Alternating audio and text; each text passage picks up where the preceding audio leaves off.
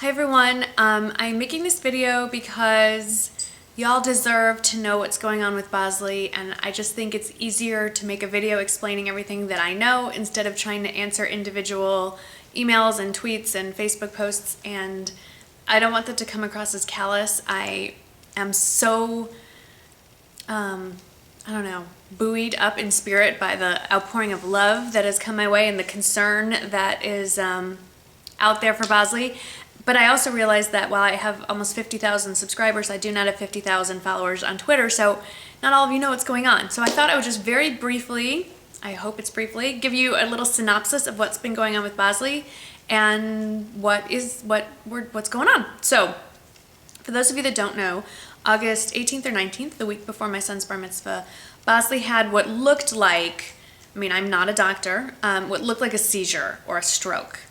And he, for those of you that don't know signs of what to look for, I don't know why, I don't know, just to me just seemed that's what was going on. Was we were sitting on the couch together, I was folding laundry and he was just napping, and all of a sudden he started struggling to get up, got onto the ground and started circling in a really tight circle over and over and over. About 4 or 5 times in, his back legs started to splay out, and then they gave out and completely, he couldn't stand up, and he kept turning his head to one side and keeping it to that side.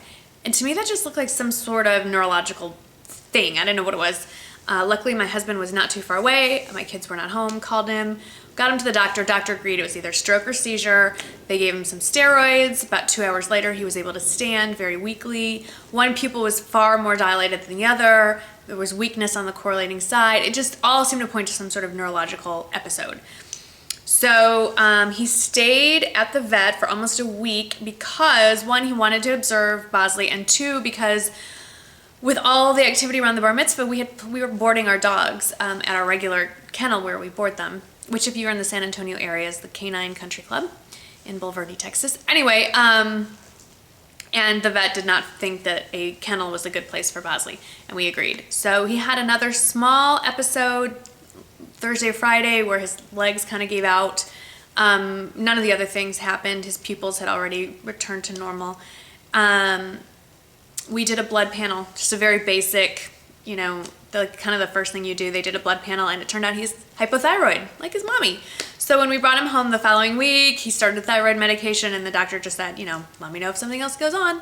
And we thought he was fine, you know, a little more tired, but running around and jumping and being Bosley. Well, today I'm filming this, it's September 11th. So and it's a Thursday, last Wednesday, he had another episode. I was not home. He was here with my housekeepers and they called me that he had collapsed on the ground. His legs just gave out. And he had had other little incidents where he would like lose his balance but not completely collapse. So we came home and she said he wasn't getting up. He closed his eyes and he wasn't getting up. We were home within 10 minutes and he was up and fine and wagging his tail like everything was great. So I called the vet and he said these sound like seizures, and he put Bosley on an anti-seizure, anticonvulsant medicine, which is phenobarbital. This all happened really quickly and you're very emotional when it's your dog.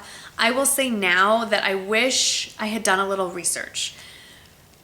So Bosley proceeded to get very groggy and even more unsteady on his feet than he had been. And that was Wednesday. By Sunday, he completely collapsed again. He was just sitting and his legs went, and he couldn't get up and was very distressed. You could see that. So this time, my husband and I are very lucky for 2 reasons. One, we have the financial means to spend the money on veterinary bills that are ridiculously expensive. And 2, we live in the same zip code as the premier veterinary specialist hospital I think in all of Texas. People come from all over the state and other states to bring their dogs to this place. You have to be referred, you can't just walk in. They have a neurologist department, neurology, oncology, I mean, all the specialties that a normal hospital does, but it's for pets, for animals. And they have an emergency center that is housed in the same building. And if you are seen by the emergency side of the house, that is kind of the fast track way to get into the regular specialist side of the hospital. Well, Sunday, obviously my vet was not open, so we took him to the emergency vet, and without running tons of tests, they couldn't be sure what was wrong with him. It was Sunday evening, and they just felt for his safety. My house is not really conducive to an animal that can't walk. I have a long set of stairs to get to the backyard. I have wooden tile floors that are slippery. They just thought he would hurt himself if we kept him home. So they kept him overnight. And Monday morning, now this is Thursday that I'm telling you this, Monday morning they saw him bright and early over in neurology in the hospital side of the house. And they advised that in order to get a really good picture of what was going on, literally in this case, they would like to do an MRI and a spinal tap on Bosley. So our regular vet had also agreed that if we really wanted to know what we were dealing with, that we would need to do further testing. My husband and I decided that we wanted to know whatever the news is, we just need to know, because it might be something that could be curable or treatable. There were some suspicions that whatever was going on was infectious in nature, possibly, so maybe some antibiotics and he'll be fine. So the MRI showed a brain lesion in his thalamus, not a full-blown tumor, but a lesion, and it did not conform to whatever standards they have for dogs as far as like the 5 most common cancers. It didn't appear to follow any of those, so they were still kind of confused. Spinal tap came back clean. So again, Bosley isn't giving us any answers. So they decided to do, they always ask, to do chest x-rays and an abdominal ultrasound to see if maybe there's something else that that the MRI didn't pick up. The MRI is very focused. You can't just do like a full body scan. I mean, you can, but they charge you for, no. So the chest x-rays came out clean, but the abdominal MRI showed a slight bulge in the spleen. So then they asked if they could do a biopsy of the spleen, and we agreed, and they sent that out for testing. And meanwhile, we brought him home while we were waiting for the results of the last couple of tests, and his gait was terrible when we first brought him home. Walking around the house was just not going to happen. We had to practically carry him down the stairs. He's an 85-pound dog. If it were one of our Westies, we could figure something out, but this had us up in the middle of the night. Bosley's very active. He's still thinking he can jump on our bed and jump on furniture, and he couldn't, and so he would fall, and we're trying to restrain him. We didn't have a crate. We still don't have, we're getting a crate so that just when we're not around, he's confined so he can't hurt himself. But I ran out right before they closed, like 9:30 at night, to our home improvement center, Lowe's, and bought the cheapest, ugliest, here, I'll show you. These runners, there's Wrigley. I cut those out, and I have paths for Bosley to walk around the house so that he doesn't slip, because he can't get any traction on the tile or the wood. I need to get some for the foyer. But long story short, no good news to give you, and I'm not going to cry because everyone else in my house is crying, so somebody has to not cry. The doctor sent me an email so that I know. So his biopsy returned as I don't even know how to pronounce this, I'm sorry, some sort of cell tumor, and they think it's a fairly rare type of cancer called histiocytic sarcoma. Cytic meaning in the cells. So they think that it's basically cancer in the spleen that has metastasized to his brain. The only way they would know for 100% certainty is if they removed his spleen. The recommended treatment is to remove the spleen and follow that up with chemotherapy. Well, and that would give him about 6 to 8 months of a not so wonderful life. The reality is that Bosley's almost 12. He'll be 12 in January, and he's a big dog. So we are nearing the end of his natural lifespan, regardless of the cancer. I asked the doctor what she thought his prognosis would be if we did nothing, and she said about 6 to 8 months. So either way, we're looking at, you never know for sure, 6 to 8 months, which is honestly, rationally I can say, is longer than I expected him to be with us, but when you're a dog owner, is there ever enough time? There's never enough time. So he's home with us, and there's some good news. The neurologist was put out that our veterinarian, our regular guy, put Bosley on phenobarbital. There are not a lot of options for anti-seizure meds. There's only 4 for dogs, but that one is probably the least best choice because while it does stop seizures, it also impairs motor ability. So why you would give a medicine that impairs the dog's ability to walk when they already have a weakened ability to walk? Anyway, yesterday we decided enough is enough, took him off the phenobarbital, put him on a different anticonvulsant that I cannot pronounce. And he's like a new dog. He can walk. He is, I'd say, about 90% back to normal.